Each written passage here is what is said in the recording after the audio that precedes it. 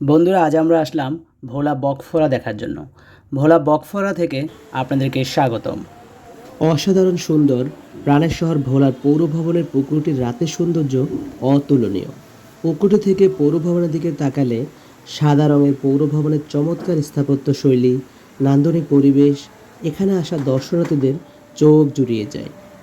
দেখুন পুকুর পাড়ের সীমানা প্রাচীরে ব্যবহৃত বাতিগুলোকে এখান থেকে কতটা চমৎকার লাগছে। রাতের লাল নীল আলোগুলো পুকুরের পানিতে প্রতিফলিত হয়ে এক মায়াময় পরিবেশ সৃষ্টি করেছে।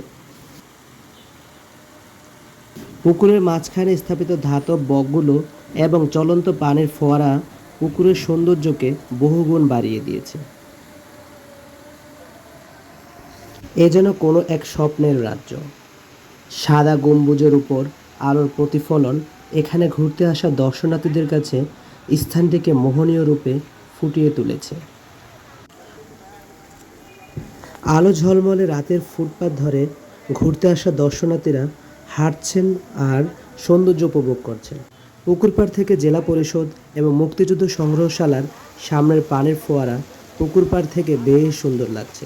এখানেও বসেছে মানুষের মিলন মেলা।